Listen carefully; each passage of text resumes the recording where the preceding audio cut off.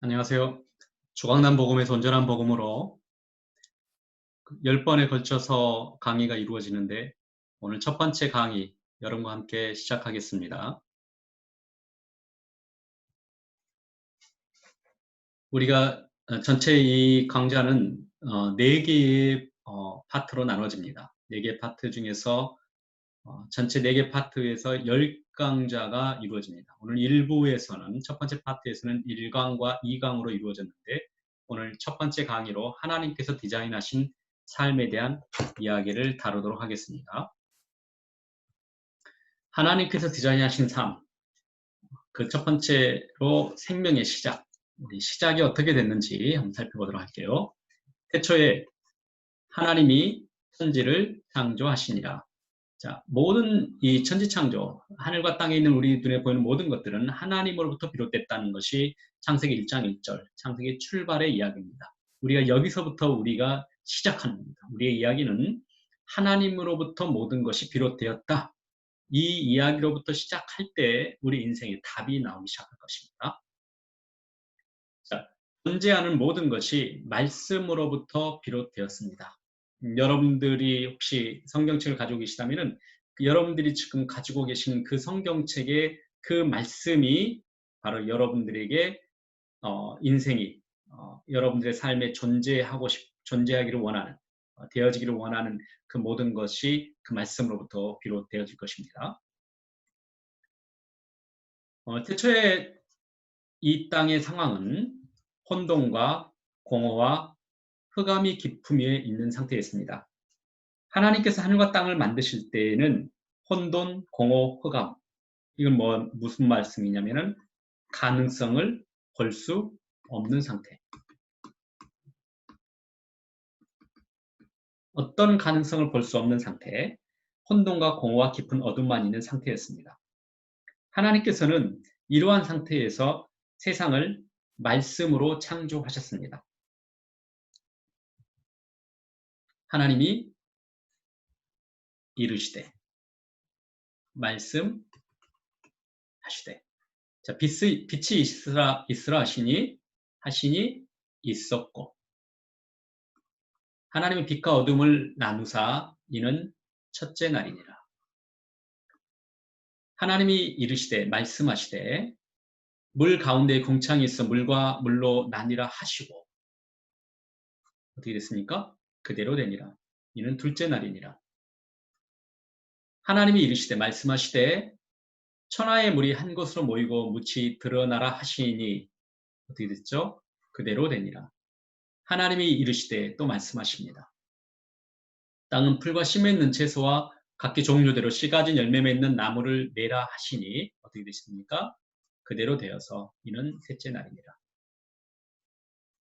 하나님이 또 말씀하십니다. 하늘의 공창에 광명체들이 있어 낮과 밤을 나누게 하고 그것들로 징조와 계절과 날과 해를 이루게 하라. 또 광명체들이 하늘의 궁창에 있어 땅을 비추라 하시니 그대로 되니라. 이는 넷째 날이니라. 하나님이 또 말씀하십니다. 물들은 생물을 번성하게 하라. 땅 위에 하늘의 궁창에는 새가 나르라 하시고, 하나님이 그들에게 복을 주시며 이르시되 생육하고 번성하여 여러 바닷물에 충만하라. 새들도 땅에 번성하라 하시니라. 이는 다섯째 날이니라. 하나님이 이르시되 땅은 생물을 그 종류대로 내되 가축과 기는 것과 땅의 짐승을 종류대로 내라 하시니 그대로 되니라.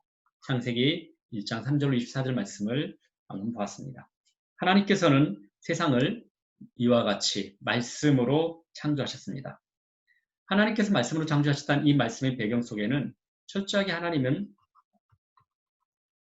계획적으로 계획을 가지시고 의도성을 가지시고 이 땅을 창조하셨습니다. 하나님께서 그냥 마음에 생각나신 대로 임의적으로 이렇게 세상을 창조하신 것이 아니라 의도성을, 분명한 계획을 가지시고 창조하셨다. 하나님이 창조하셨 이 원리는 바로 말씀의 원리와도 같습니다. 말씀은 철저하게 우리에게 중요한 창조의 일들이 일어나도록 계획과 의도성을 가지시고 우리에게 말씀하시고 계시다는 거죠. 우리가 가지고 있는 성경의 말씀, 우리가 오늘 이제 배우기 시작하는 이 말씀 속에는 우리의 인생에 하나님께서 어떤 계획을 가지시고 특별한 의도성을 가지시고 우리 인생에 중요한 일이 일어나기를 기대하시면서 우리에게 말씀하고 계십니다. 그리고 그 말씀은 하나님께서 창조하신 말씀의 모든 원리는 그대로 됩니다. 이것이 바로 하나님의 말씀의 원리시죠. 하나님께서는 지으신 모든 것을 보시고 하나님이 매우 좋아하셨습니다. 하나님께서 흡족하실 정도로 원래 우리가 만들어진 우리를 만드시고 또 이 땅의 모든 만들어진 모든 피조물들은 하나님이 보시기에 좋은 상태였습니다. 지금은 우리가 그런 상태가 아닌 것 같죠. 근데 왜 그런 일이 일어났는지, 왜 원래 하나님이 보시기에 좋은 상태가 이와 같이 망가져 버렸는지 그것들을 우리가 배우게 되는 겁니다. 하나님께서 이 천지창조는 하나님의 말씀으로 이 모든 것들을 첫째 날부터 여섯째 날까지 창조하시고 마지막 날은 안식하셨습니다. 그 말씀에서 모든 것들을 세밀하게 아주 정교하게 지으셨습니다. 말씀의 속성이 뭐냐면 세밀함이라는 거죠. 아주 세밀하게 정교하게 지으셨다. 그리고 말씀은 창조적인 능력을 가지고 있습니다. 하나님께서는 우리를 그분의 말씀 앞으로 지금 부르고 계시는 거죠. 어떤 가능성도 볼 수 없는 상황에서 새로운 창조적인 일들이 일어나도록 지금 여러분을 부르고 계신 것입니다.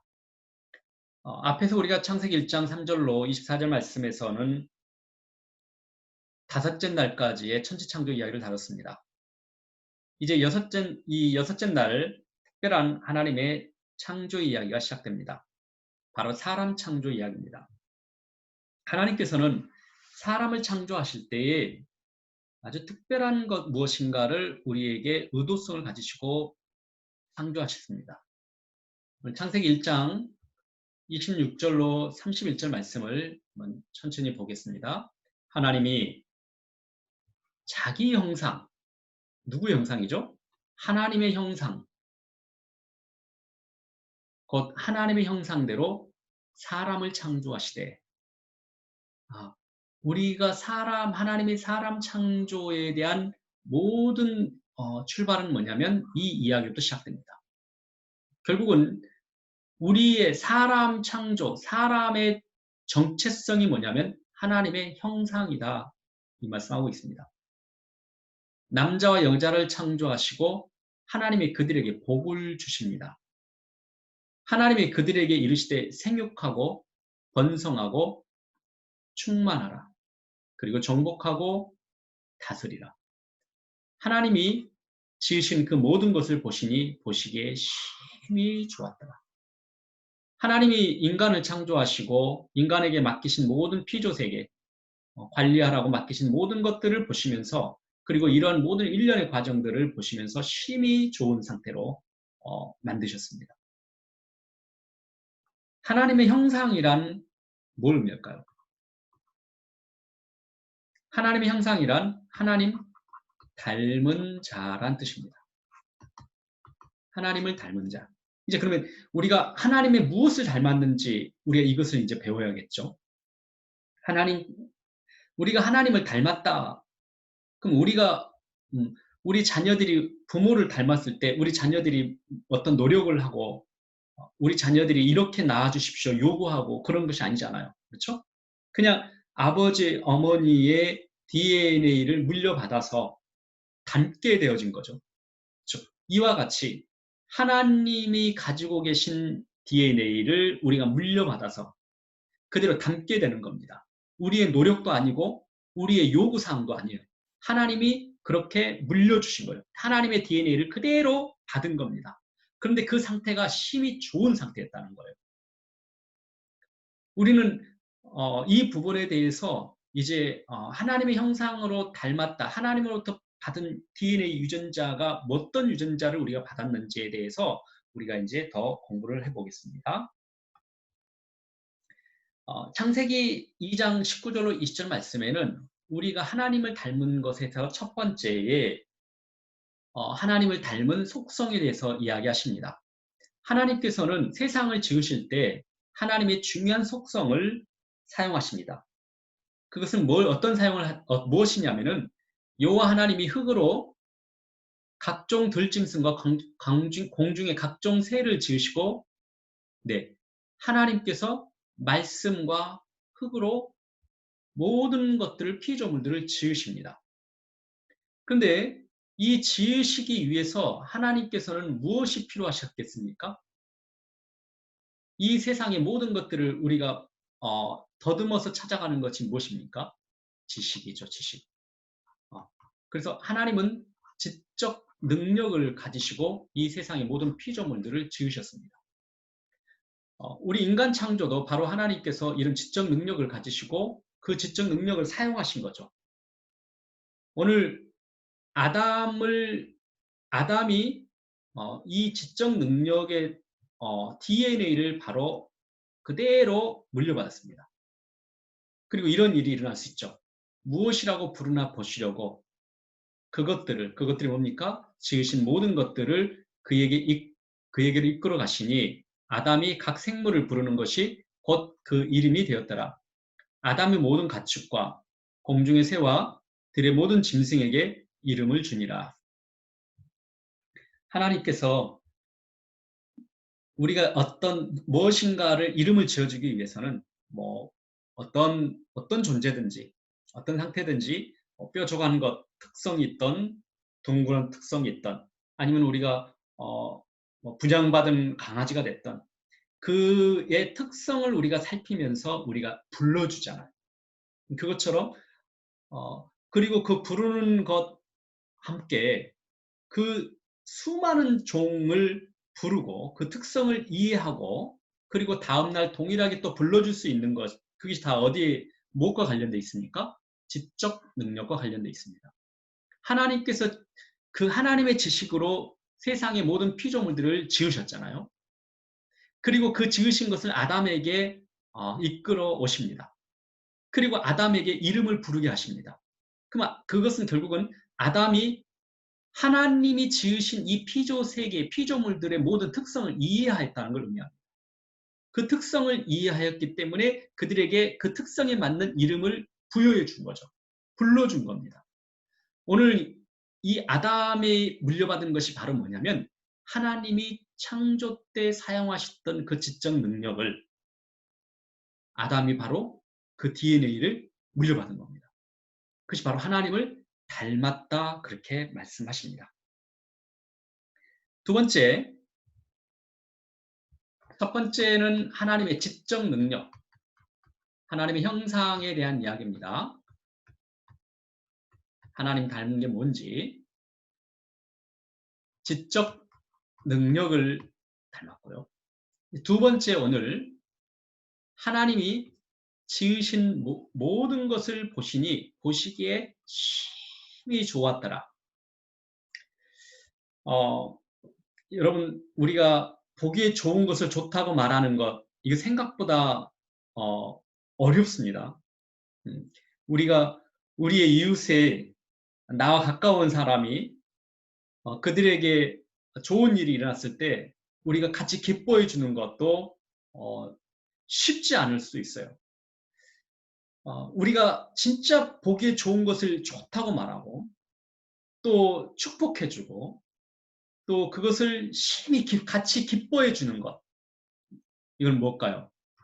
이건 성품입니다. 하나님께서는 하나님의 이 성품을 가지시고 이 세상에 보는 모든 것들을 보시기에 좋은 모습으로 만드셨어요. 바로 하나님께서 하나님을 닮았다는 것은 하나님의 DNA를 닮았다는 것은 하나님의 성품을 닮았다는 겁니다.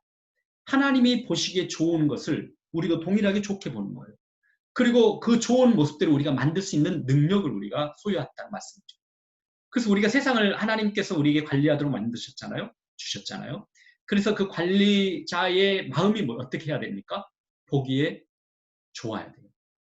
그리고 나도 보기에 좋고 다른 사람도 보기에 좋고 동일한 모든 피조물들에 대한 이해와 그런 마음을 동일하게 소유하는 것, 그게 성품이죠. 세 번째, 하나님은 영이시다. 하나님을 닮았다고 그랬잖아요. 자, 하나님 형상. 그래서 이 세 가지를 우리가 이제 봤습니다. 지적 능력을 닮았고, 두 번째는요, 하나님의 성품을 닮았습니다. 세 번째는요, 하나님은 영이시다고 그랬죠? 맞아요. 우리가 바로 영적 존재라는 거예요. 이 세 가지를 우리가 닮았어요. 이 하나님의 형상으로 닮은 것이 바로 이것이 바로 우리의 정체성이다. 그렇게 말씀합니다. 자, 어떻게 우리가 이렇게 하나님의 영이신 이런 존재로 만들어졌는지 성경의 창세기 2장 7절 말씀은 우리의 창조의 이야기를 잠깐 우리에게 말씀하세요. 여호와 하나님이 땅에 흙으로 사람을 지으시고, 그러면 우리의 원래의 정체성은 뭘까요? 이러한 것이 원래 출발은 아니죠. 원래 출발은 뭡니까? 흙덩이에요, 흙덩이. 우리는 흙덩이에 불과한 존재들입니다. 근데 그 흙덩이에 불과한 존재들에게 하나님께서 하나님의 형상으로 우리를 정체성을 부여해 주신 거예요. 그 정체성 부여하시는 방법이 뭐냐면 생기라는 말은 생명의 기운이라고 이해하시면 됩니다. 생명의 기운. 이 생명의 기운. 어떤 생명이 있었을까요? 우리한테는 생명이 없었잖아요. 우리는 흙덩이였잖아요. 흙덩이는 생명 자체가 없죠. 그러면 그 기운을 어떻게 했어요? 불어넣으신 주체가 누구십니까? 하나님이시죠. 그럼 이 생명은 누구의 생명이겠습니까? 네, 맞습니다. 하나님의 생명을 우리에게 불어넣으신 거예요. 그러니까 하나님이 가지고 계신 생명의 기운을 우리 인간의 흙덩이였던 존재에게 불어넣어 주신 거죠. 그 결과로 사람이 뭐가 됐습니까? 생명이란 살아있는 영이라고 합니다. 살아있는 영이 되는 거예요. 그래서 우리가 비로소 살아있는 영적 존재가 되는 것이죠. 이렇게 해서 우리가 살아있는 영적 존재가 된 겁니다. 그럼 우리가 어떤 상태입니까? 생명을 가진 존재다. 그래서 하나님과 이제 우리는 생명 관계가 맺혀진 겁니다. 생명줄로 연결되어 있어요. 누구에 의해서 만들어졌죠? 하나님께서 우리를 그렇게 지으셨다는 거죠. 우리의 요구도 아니고 우리의 노력도 아닌 하나님으로부터 온 겁니다. 자, 성경에서 하나님의 형상대로 세 가지의 하나님의 형상을 우리가 살펴봤습니다. 영적으로, 지적으로 우리를 탁월하게 지으셨습니다. 그래서 우리 인간의 정체성은 탁월함을 가지고 있습니다. 지적으로 탁월하고 성품에서도 탁월하고 또 영적인 살아있는 영적 존재였습니다. 그 살아있는 영적 존재로 영이신 하나님을 영으로 교제를 나눌 수 있었던 것이죠. 이렇게 놀라운 존재로 피조물을 만드셨습니다. 왜 그러셨을까요? 왜 이렇게 탁월한 존재로 이와 같은 하나님의 모든 DNA를 우리에게 물려주셨을까요? 이런 정체성을 주신 이유가 딱 하나입니다. 하나님과 교제를 나누도록 하시기 위함입니다. 하나님과 비로소 이 하나님의 지적 능력을 가진 인간이 같은 그 하나님의 지적 능력으로 같이 대화가 되는 거예요. 그러니까 서로 말이 통하는 거예요. 통하는 겁니다. 그런데 지식만 통해서는 안 되잖아요. 마음이 꼬이고 날카로운 사람과 우리가 교제를 나눌 수가 없잖아요. 아무리 지적 능력이 뛰어나도 그렇게 꼬여있는 성품을 가지고는 대화가 안 돼요. 그렇죠? 그래서 하나님의 형상의 그 성품의 영역에 우리가 동일하게 하나님의 DNA를 물려받아서 하나님의 보시는 것 좋은 모습을 보셨던 것을 우리도 좋게 보고 같이 기뻐하고 같이 즐거워하는 그런 교제. 그것이 바로 하나님이 우리를 탁월하게 지으신 목적이었다. 그리고 또 특별히 마지막에는 영으로 우리를 영적 존재로 만드셨다. 영적 존재는 하나님이 영이시기 때문에 우리도 영적 존재로 만드셔서 우리가 하나님과는 어떤 교제를 어떻게 나눌 수 있습니까? 영으로 하나님을 만날 수 있어요. 영으로 교제를 나눌 수 있습니다. 그래서 이 영이 영적 존재라는 것은 앞으로 이제 우리가 하나님과 아주 밀접하게 친밀하게 교제를 나누는 중요한 통로가 되는 것입니다. 하나님을 닮아서 이런 놀라운 가능성을 가능성을 가지고 있죠. 그런데 이런 탁월함을 우리가 사용하다 보면은 중요한 사실을 보는데 눈이 어두워질 때가 있습니다. 바로 사람의 이치입니다. 오늘 창세기 2장 7절에 사람의 이치는 출발이 뭡니까? 흙덩입니다. 흙덩. 흙덩이인 존재에 하나님께서 생명의 기운을 불어넣으시고 살아있는 영적 존재가 되게 하셨습니다. 빛이 비치지 않는 땅은 거칠고 황폐한 땅이 되는 것처럼 하나님의 은혜가 아니면 우리는 흙덩이에 불과할 뿐입니다. 우리의 근본을 잊어서는 안 됩니다. 하나님 앞에서 그분의 말씀 앞에서 겸손해야 합니다. 그래서 우리가 이 흙덩이인 우리의 근본을 아는 것, 그걸 우리는 겸손이라 합니다. 겸손을 영어로 이렇게 했습니다. humility라고 합니다. hum이란 이 단어가 들어가는 것, humus라는 단어가 있습니다. 이 humus라는 단어는 흙이라는 단어예요. 뭔가 지금 그 연결성을 우리가 읽을 수 있겠죠. 근데 여러분 인간을 뭐라고 하죠? human이라고 하죠. HUM, 인간, 사람.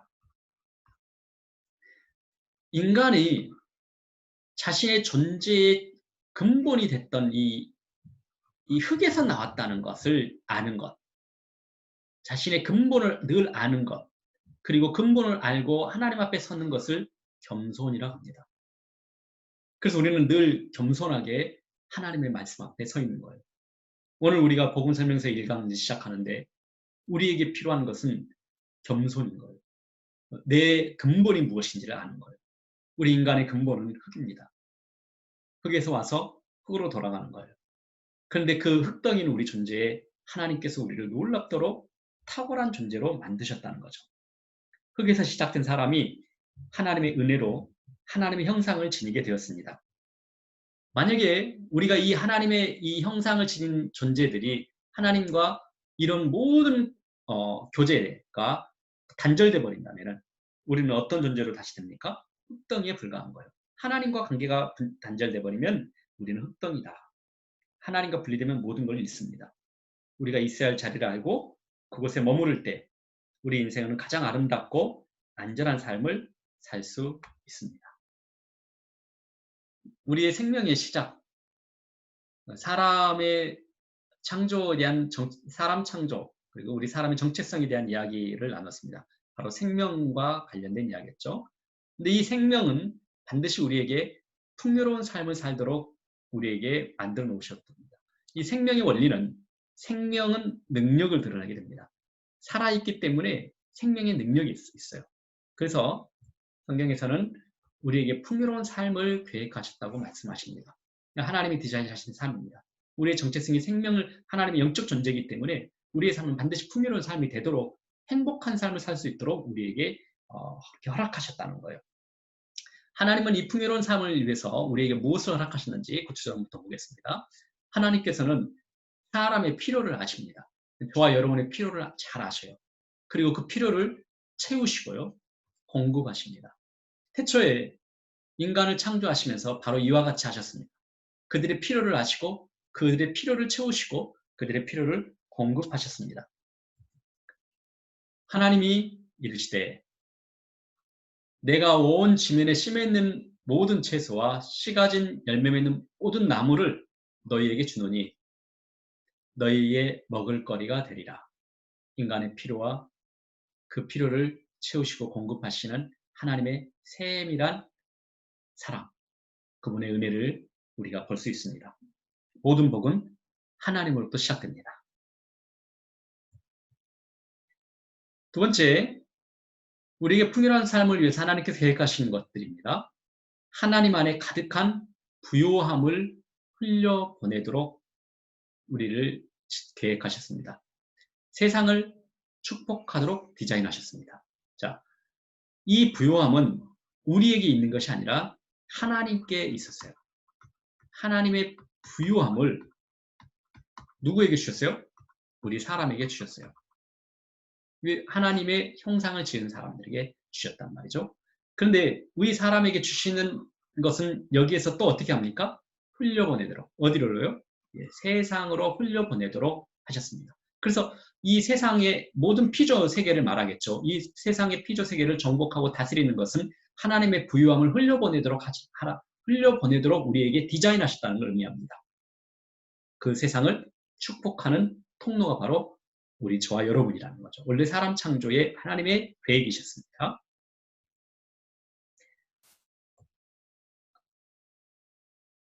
오늘 이 강 이야기 한번 창세기 2장 10절 말씀 읽어봅니다. 강이 에덴은 어디죠? 하나님이 거하시는 곳이죠. 하나님이 함께 하시는 곳이죠. 에덴에서 흘러나옵니다. 이 물은 모든 살아있는 것들을 풍요롭게 만드는 아주 근원이죠. 이 물이라는 게. 그래서 그 물이 하나님이 함께 하신 곳 에덴에서 흘러나옵니다. 그리고 에덴 동산을 적셔서 그곳을 풍요롭게 만드시고 거기서부터 갈라져서 4개의 근원을 이루시고 계십니다. 이 강물이 이르는 곳마다 번성하는 모든 생물이 살고 또 거기가 심이 많으리니 이 물이 흘러 들어감으로 바닷물이 되살아나겠고 이 강이 이르는 각처의 모든 것이 살 것이며 또 이 강가에 어부가 설 것이니 엔게디에서부터 에네글라임까지 금을 주는 것이 될 것이라.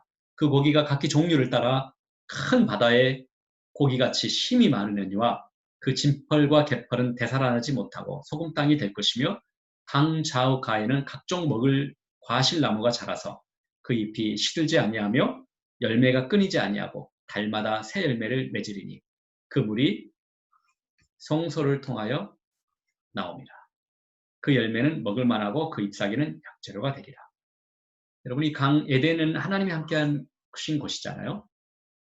성소가 어디입니까? 거룩한 말 그대로입니다. 거룩한 장소. 하나님이 거하시는 곳은 바로 성소죠. 하나님이 거하시는 곳. 그런데 그 물이 하나님이 거하신 곳부터 나옵니다. 에덴 동산에서 그 물이 흘러나온 것처럼 성소를 통해서 그 물이 흘러나옵니다. 이 성소는 3강부터 더 구체적으로 배워갈 것입니다. 자, 계속 창세기 1장 26절로 27절 말씀 보도록 할게요. 하나님이 이르시되 우리의 형상을 따라 우리의 모양대로 우리가 사람을 만들고 그들로 바다의 물고기와 하늘의 새와 가축과 온 땅과 땅에 기는 모든 것을 다스리게 하자 하시고 하나님이 자기 형상 곧 하나님의 형상대로 사람을 창조하시되 남자와 여자를 창조하시고 하나님이 그들에게 복을 주시며 하나님이 그들에게 이르시되 생육하고 번성하여 땅에 충만하라 땅을 정복하라 바다의 물고기와 하늘의 새와 땅에 움직이는 모든 생물을 다스리라 하시니라.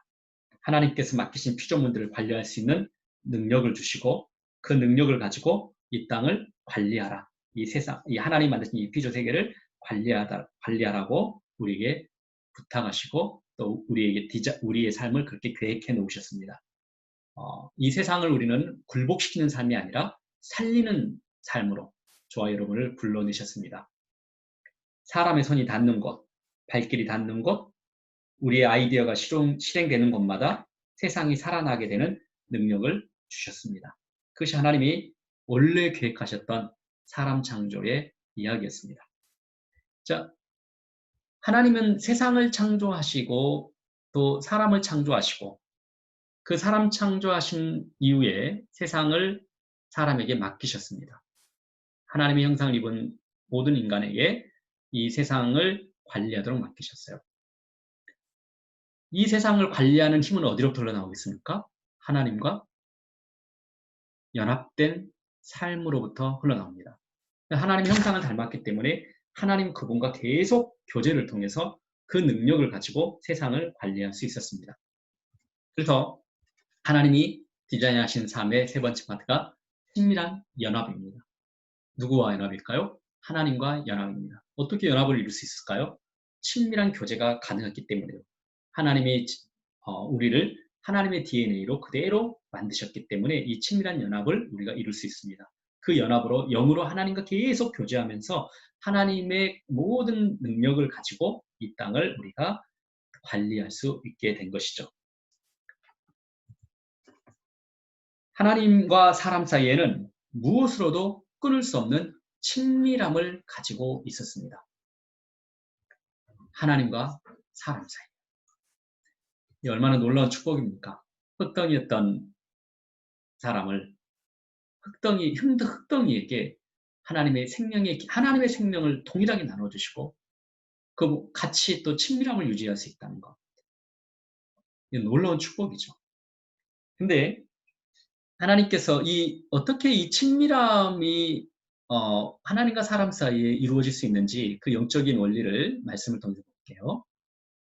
창세기 1장 26절의 천지창조의 사람 창조의 이야기입니다.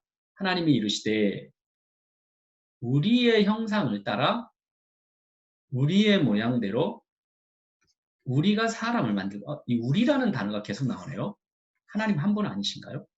한 분 하나님이신데 하나님께서는 우리라는 표현을 사용하십니다. 천지창조 때 함께 하시는 거예요. 이 무엇을 의미할까요? 이제 여기에서 우리라는 것은 하나님은 세 분 하나님을 말씀하십니다. 하나님은 세 분 하나님 계세요. 이게 이제 앞으로 이제 공부하면서 계속 더 자세히 보게 될 겁니다. 아버지 하나님이 분이시고요. 또 아들 하나님, 또 성령 하나님. 하나님은 세 분이세요. 아버지 하나님, 아들 하나님, 성령 하나님. 근데 어떻게 한 분이십니까? 이 세 분 하나님은 세 분이시지만은 완전한 연합을 이루고 계셨어요. 친밀하게 끊을 수 없는, 누구도 끊어지지 않는 완전한 연합을, 인격적인 교제가 이 세 분이 가질 수 있었던 거예요. 완전한 연합체다. 그래서 우리의 형상을 따라 우리의 모양대로 우리가 살아만다. 이 우리라는 것은 아버지 하나님, 아들 하나님, 성령 하나님을 말씀하십니다. 이 세 분 하나님께서 완전한 연합을 이루고 계셨고, 자, 우리가 이제 그러면은 어떻게 하나님과 우리 사이에 그렇게 친밀한 교제를 갖게 됐을까요? 그것은 바로 이 비밀이 여기 있습니다. 하나님은 인간 창조할 때 어떻게 창조하셨죠? 하나님의 형상대로. 자, 그럼 하나님을 닮았다고 그랬잖아요. 하나님을 닮았다. 그럼 우리는 하나님을 닮은 것 중에서 세 분 하나님이 완전한 인격적 교제를, 친밀함을 누릴 수 있었죠. 이와 같은 것, 이 영으로 우리도 또 하나님을 친밀하게 만날 수 있는 겁니다. 교제를 이룰 수 있어요. 그래서 이 세 분 하나님만 완전한 연합을 이룬 게 아니라 이 세 분 하나님과 우리가 또 그렇게 완전한 연합을 이룰 수 있었어요. 이것이 바로 하나님 닮았다는 거예요. 왜 어떻게 우리가 이 교제를 나눌 수 있을까요? 흑덩이가 영으로 이 교제를 계속 누릴 수가 있게 된 것이죠.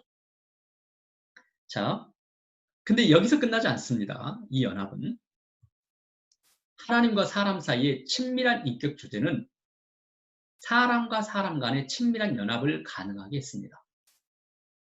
어떻게 그런 일이 날까요? 세 분 하나님이 아버지 하나님, 아들 하나님, 성령 하나님이 완전한 연합을 이루신 그것을 우리가 닮아서 사람을 지으셨죠. 그리고 그 사람도 바로 이걸 닮았기 때문에 완전한 연합을 이루셨어요. 그리고 또 사람과 사람도 이 아버지 하나님, 아들 하나님, 성령 하나님이 이렇게 완벽하게 연합을 이룰 수 있던 것처럼 친밀함을 가지고 있었던 것처럼 사람과 사람도 동일하게 하나님의 형상을 지었기 때문에 이런 친밀함을 가질 수 있습니다. 이 친밀함이 바로 원래 인간의 만남의 축복인 거예요. 근데 이걸 다 우리가 지금 우리의 상황을 보면은 너무 많이 다르죠. 이제 이걸 왜 이런 일이 일어났는지, 어떻게 우리가 이것을 다시 회복해 나갈 수 있는 것인지를 이 복음 설명서에서 다룰 겁니다. 자, 사람과 사람 사이의 친밀한 연합이 어느 정도인지 한번 볼게요.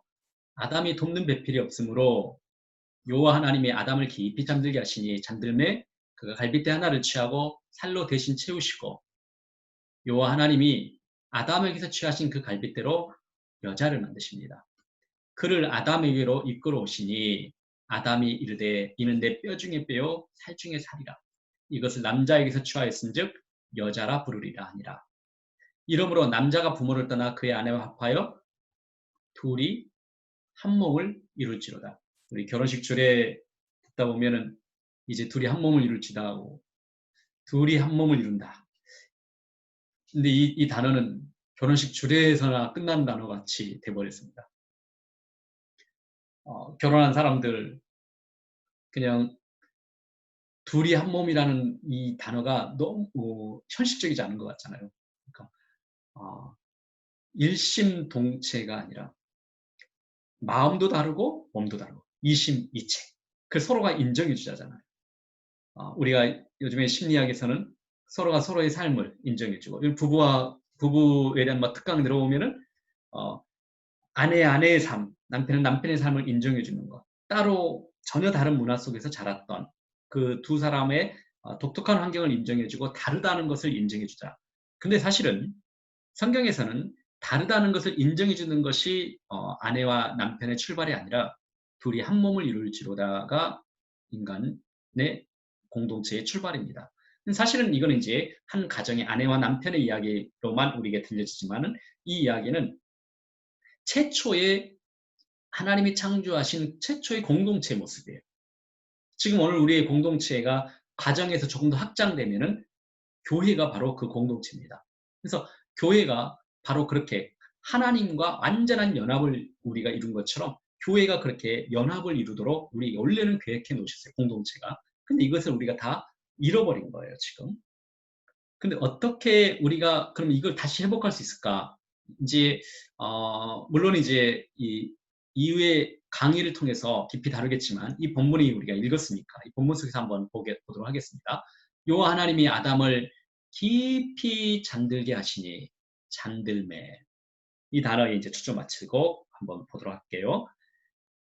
하나님의 형상을 닮은 사람들도 아버지 하나님, 아들 하나님, 성령 하나님처럼 서로 친밀한 연합을 가졌습니다.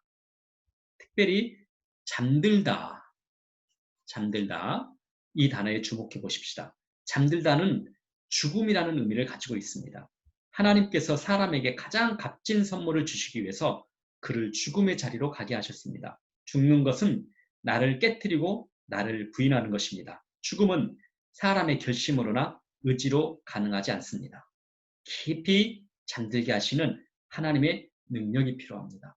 깊이 잠들게 하시는 건 사람이 죽을 수 없잖아요. 우리가 스스로 죽는다는 게 얼마나 어렵습니까? 그렇죠? 근데 하나님께서 잠들게 하시면 이와 같은 놀라운 능력이 일어나게 됩니다. 그러니까 우리가 우리를 깊이 잠들게 하신다. 우리를 죽게 하신다. 그러면 나를 죽게 하시도록 맡겠다는 건 뭘 의미할까요? 하나님이 신뢰되기 때문에 나를 맡길 수 있는 거예요. 하나님과 신뢰란 말은 뭐예요? 신뢰는 어디서 출발합니까? 친밀감 때문에, 친밀함 때문에 신뢰가 되는 거예요. 그걸 믿기 때문에 인격적인 교제가 가능하고 친밀해지는 연합을 이룰 수가 있는 것이죠. 바로 아담과 하하가 아담이 태초에 하나님과 그런 친밀함 때문에 하나님을 신뢰할 수 있었고 하나님이 하나님 앞에 자신을 맡길 수 있었던 거죠. 그리고 하나님은 그를 깊이 잠들게 죽게 하시고 그로부터 하나님이 그 아담에게 가장 좋은 힘이 좋은 또 좋은 그 공동체를 만들어 주셨어요. 만남의 축복을 주셨던 거죠. 우리 인간의 만남의 축복은 바로 이로부터 시작되는 것이죠. 근데 우리가 죽어지지 않잖아요. 어떻게 우리가 죽을 수 있는지 그 원리들을 우리는 이제 배우게 될 것입니다. 나로부터 시작된 게 아니라 하나님으로부터 시작되는 거죠. 하나님과 친밀한 연합을 이루어야만이 우리가 깊이 잠들게 됩니다. 우리가 깊이 잠들려고 노력하면은 너무 힘들어요. 그래서 하나님과 하나님과 어떻게 연합을 이룰 수 있는지가 이게 바로 복음의 핵심이에요. 그래서 그분의 은혜가 시작되어야만이 그분께서 우리에게 일하셔야만이 이 친밀한 연합을 이룰 수 있다. 그것이 바로 하나님의 창조의 신비라는 사실 잊지 마십시다. 친밀한 연합은 서로의 있는 모습 그대로를 받아들이는 것입니다. 이게 친밀한 연합입니다. 아담과 그의 아내 두 사람이 벌거벗었으나 부끄러워하지 아니하니라. 이 친밀한 연합. 이 세상에 우리는 세상 하나님 이 사람과 사람의 만남 속에서 우리가 연합을 하기 위해서 항상 뭘 신경 써야 되는 게 너무 많죠. 그 사람 만나기 위해서 너무 신경 쓸 게 많아요. 그래서 화려한 장식품으로 우리는 우리를 치장하면서 사람과 사람의 만남, 공동체를 이루어갑니다. 그런데 하나님이 원래 만드셨던 이 공동체, 최초의 공동체, 원래 이 만남의 축복은 하나님 원래 최초에 창조하신 하나님이 디자인하신 계획은 뭐냐면 이런 화려한 장식품으로 우리를 치장하지 않아도 있는 모습 그대로를 받아들이면서 서로 축복된 만남을 가질 수 있었고 또 친밀한 연합을 이룰 수 있었던 것이죠. 서로 서로의 모습을 보면서 부끄러워하지 않는 거예요. 부끄러움 자체를 느낄 수가 없는 거예요. 그냥 그대로 받아들였던 거죠. 마찬가지로 사람과 사람도 그렇게 받을 뿐만 아니라 하나님도 우리를 그렇게 그대로 받아들이셨어요. 이것이 바로 친밀함이었어요. 이 친밀함은 그대로 받아들이는 것부터 시작되는 거거든요. 사람이 하나님과 친밀한 교제를 이룰 때 사람과 사람의 만남도 이와 같은 복된 만남이 될 수 있는 거예요. 근데 우리가 이렇게 친밀한 연합을 이룰 수 없는 있는 모습 그대로 받아들이거나 심지어는 남편과 아내의 가장 가까운 사이에서도 나를 그대로 받아들이고 상대를 그대로 받아들이는데 어려움이 있는 것은 우리가 하나님과의 친밀한 연합을 아직 경험하지 못하기 때문에 그래서 그분과 친밀한 연합 속에 들어가기 시작하면 점점점 그분과 친밀한 가운데 들어가면은 우리는 이러한 일을 우리 속에서 경험하게 될 것입니다. 바로 이것이 바로 하나님께서 처음 만드신 가정이고 처음 하나님이 디자인하신 공동체, 바로 교회의 모델이셨습니다. 선악을 알게 한 나무에 대한 말씀은 사람을 지켜줄 수 있는 경계선이었습니다. 사람 창조에 대해서 가장 이해하기 어려운 이야기가 바로 이 이야기입니다. 선악을 알게 하는 나무에 관한 이야기. 근데 이 이야기는요, 제가 이제 1강부터 10강까지 지금도 강의를 하고 있지만은 이전에 책을 또 썼을 것이고 또 많은 묵상을 했고 또 이 책이 나오기 전에 또 여러 팀들과 이 10강 강의에 대해서 또 나누기도 했습니다. 그러면서 이것이 한 번씩 전체를 할 때마다 그리고 한 번씩 이렇게 끝날 때마다 복음이 이해가 깨달음이 더 이렇게 깊어진 것 같아요. 근데 그 중에서 가장 하나 뭐냐면은 이 선악을 알게 하는 나무에 대한 이 말씀이에요. 선악을 알게 하는 나무를 금하셨잖아요. 근데 왜 금하시는지 하나님 아버지 마음을 한 번씩 한 번씩 할 때마다 깊이 알아요. 단지 우리에게 그렇게 할 수 있는 자유 의지로만 이야기가 아니라 정말 깊은 아버지의 마음이 있습니다. 그리고 이건 복음의 핵심입니다. 우리 복음을 한번 여러분들이 1강부터 10강까지 한번 전체 들어보십시오. 그러면 이 선악을 알게 한 나무에 대한 이야기가 지금 여러분들이 1강을 들을 때와는 조금 다르게 더 깊어질 것이고 혹시 여러분들이 이제 또 기회가 된 대로 여러분이 복음 설명서 10강 강의는 주어진 대로 한 번씩 돌아오십시오. 개념과 같은 이야기이기 때문에 여러분들이 멀리 갔다가도 다시 한번 들어보고 또 들어본다면은 여러분들이 이 복음의 이야기를 들으면 들을수록 깊은 이해들을 그 참 맛을 보게 돼요. 그러니까 깊은 맛을 보게 되고 그 속에서 하나님을 더 깊은 하나님, 예수 그리스도를 온전하게 더 만날 수 있게 될 것입니다. 그 중에가 이 선악을 알게 나무에 대한 말씀이에요. 지금 그 말은 이 선악을 알게 나무에 대한 말씀이 우리가 많이 깊은 이해를 하지 못하고 있어요. 꼭 그냥 신화와 같은 이야기로 그렇게 받아들이고 있습니다. 근데 이 부분에 대해서 우리가 명쾌하게 이해하지 못하면은 복음과 그 복음 속에 있는 아버지 마음을 우리가 많이 그 깊은 것들 우리가 많이 놓쳐버릴 수 있습니다. 오늘은 이 일강에서는 이게 전부 이것을 이해할 수는 없겠죠. 가면서 점점 이해할 수 있을 것입니다. 창세기 2장 16절 17절 말씀 여호와 하나님이 그 사람에게 명하여 이르시되 동산 각종 나무의 열매는 너가 임의로 먹되 모든 걸 허락하셨습니다. 근데 단 하나만 금하셨어요. 선악을 알게 한 나무의 열매. 그 나무 열매는 먹지 말라. 금하신 것. 금하신 부정적인 그 규칙이 딱 하나 있습니다. 그건 선악을 알게 한 나무의 열매는 먹지 말라. 너가 먹는 날에는 반드시 죽으리라. 여호와 하나님이 그 땅에서 보기에 아름답고 먹기에 좋은 나무가 나게 하시니 동산 가운데에는 생명나무와 선악을 알게 한 나무도 있더라.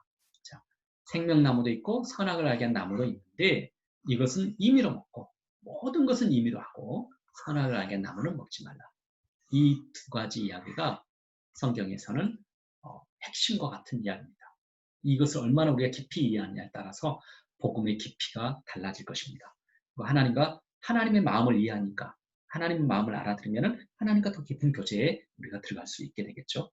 선악을 알게 한 나무의 이 열매 안에 담긴 이야기는 하나님이 우리를 창조하실 때 불완전하게 창조하셨다는 창조 자체가 불완전함을 의미하지 않습니다. 그것은 무엇을 의미하냐면 오히려 우리 인간의 태생적인 한계 때문에 그래요. 사람의 태생적인 한계가 뭐죠? 흙덩이에요, 흙덩이. 그 흙덩이에 불과한 사람이 창조주인 하나님과 완전한 인격적 교제와 친밀함을 유지할 수 있는 비밀이 이 안에 담겨 있어요. 사람이 창조자 하나님의 형상을 잃어버리지 않기 위해서 그러니까 하나님께서 하나님의 DNA를 다 물려주셨잖아요. 그리고 하나님의 영으로 계속 교제하면서 생명의 관계를 누릴 수 있도록 우리에게 만들어 주셨잖아요. 근데 이 생명의 기운을 계속 넣어주시면서 살아있는 영적 존재로 우리를 계속 그렇게 살아가도록 만드셨어요. 그런데 이것은 만약에 이게 깨져버리면 우리는 다시 흙덩이인 존재로 다시 돌아갑니다. 이 생명나무와 선악을 알게 한 나무의 열매 세학에 있는 이야기가 바로 하나님의 형상을 잃어버리지 않기 위해서 우리에게 주시는 생명줄과 같은 이야기입니다. 그러니까 우리가 흙덩이에 불과한 우리 인간의 이 태생적 한계를 뛰어넘어서 하나님의 형상의 존재로 하나님과 깊은 영적 교제를 계속적으로 나눌 수 있는 유일한 이 통로가 바로 생명나무. 생명은 날마다 임의로 먹고 그리고 생명에서 흘러나오는 모든 생명의 능력을 누릴 수 있고요. 그리고 또 하나는 선악을 알게 한 나무의 열매는 먹지 말라는 거죠. 그러면 이 선악을 알게 한 나무의 열매를 먹는 것은 이 생명나무의 생명의 관계를 방해하는 거라는 거예요. 그것은 무엇을 의미하냐면 선과 악을 구별하고 선을 행하고 악을 행하지 않는 행위. 그러니까 선, 악을 안다는 건 뭐랍니까? 선과 악을 구별하는 걸 말하겠죠. 그걸 먹는 거예요, 내가. 그러니까 나로부터 선과 악을 구별하게 되고 그 선과 악을 통해서 내가 무엇을 행하고 행하지 않는 것을 나로부터 시작됩니다. 내가 판단하는 거죠. 그것에 있지 않다는 거예요. 하나님의 생명나무는 선악을 아는 것으로부터 이 생명이 이루어지지 않는다는 거예요. 하나님의 생명을 누릴 수 있는 게 선악을 내가 아는 것, 그리고 그것을 판단해서 내 행위로부터, 내가 선과 악을 알고 그걸 행하는 행위로부터 하나님의 생명을 누리는 게 아니라 하나님의 생명나무, 하나님이 만드신 그 원리에 따라서 생명을 누리고 생명의 능력을 계속 누리게 되는 것, 그것을 의미하는 겁니다. 이 선악을 알게 한 나무의 열매 이야기에서는 우리가 선악과 나무에 초점을 맞춰서 이해하려다 보니까 하나님의 마음을 많이 놓치기도 합니다. 선악을 알게 한 나무의 열매는 먹지 말라는 하나님의 말씀에 초점을 맞춰 보십시다. 그 말씀은 하나님과 인간 사이의 생명줄이었습니다. 아직 우리에겐 조금 어려울 수 있어요. 어려울 수 있지만은 2강에서 좀 더 또 다룰 거고요. 3강에서도 또 다룰 거고 4강에서 이 구원받은 이후에 우리가 그 은혜의 복음, 생명의 말씀의 이야기를 듣다 보면은 이 이야기가 왜 그렇게 중요한지 이야기가 의미가 하나씩 하나씩 살아날 겁니다. 그리고 또 계속 이 개념을 다루다 보면은 우리의 눈이 더 많이 열려져서 밝아져서 이 이야기를 원래 창조된 이 이야기를 우리가 이해할 수 있게 될 것입니다. 이 생명줄이다 제가 그랬잖아요. 이 생명줄이다. 제가 이렇게 한번 생각해 봤어요. 이 생명줄은 꼭 엄마와 아이의 탯줄과 같은 것이다. 그러니까 하나님과 우리가 생명줄이 연결되는데 이 탯줄이 끊어져 버린다면 어떤 일이 일어날까요? 아이의 생명이 끝나버리는 거예요. 아이가 엄마와 탯줄이 연결돼서 너무 불편한 거예요. 그리고 그 탯줄이 연결이 아니어도 자기가 살 수 있겠다고 생각한다고 그러면서 이 탯줄을 거부해버립니다. 그럼 거부하면 어떤 일이 나겠습니까? 사실은 아이가 마음대로 움직이고 아이가 계속 자랄 수 있는 이유는 뭐였겠어요? 엄마의 생명줄 때문에 그런 거잖아요. 그런데 가끔 이걸 잃어버린다는 거예요. 인간이 이걸 잊어버렸어요. 이 탯줄을 잃어버린 거예요. 우리 스스로가 이 탯줄을 끊어버린 거예요. 거부해버린 거예요. 그래도 우리가 계속 잘할 수 있는 줄로 착각했던 거죠. 왜 이런 일이 났는지 그것을 이 강의에서 우리는 다루게 될 겁니다. 지금까지 1강에 여러분들 따라오셨는데 1강에서는 우리의 정체성이 무엇인지에 대해서 살펴봤습니다. 이것은 지금 이 말은 우리가 지금 가지고 있는 정체성과 너무 다르다는 걸 우리가 보게 될 겁니다. 아마 들으면서 내가 나의 모습과 너무 다르고 또 우리가 속한 이 공동체 모습과 너무 다르고 이 세상에 하나님이 보시기에 좋았던 모습과는 너무 다른 이 세상의 피조 세계를 우리는 생각했을 것입니다. 결국 이건 뭘 말하냐면 우리가 지금 잃어버린 것들이 무엇인지에 대한 질문으로 우리가 바꿀 수 있습니다. 하나님을 만나고 그분과의 친밀한 인격적 교제를 통해서 잃어버린 것들이 무엇인지 알아가고 그것을 또 회복해 나가는 것. 그것이 바로 이 복음 설명서의 목적입니다. 같이 2강에서 또 뵙도록 하겠습니다. 고맙습니다.